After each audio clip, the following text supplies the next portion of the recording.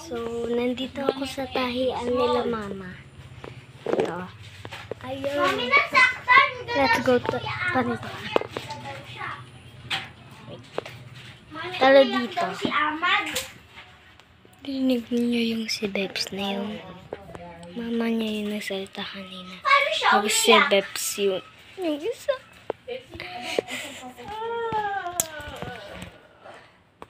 So, yan. Sasend ko to part 5. Part 5. Matagal, diba?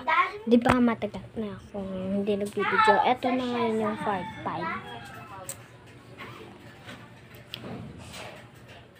Kita nyo siya sa part 6. Bye-bye.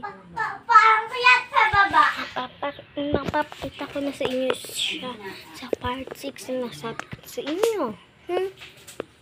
Guys, wait. Hello. Bye.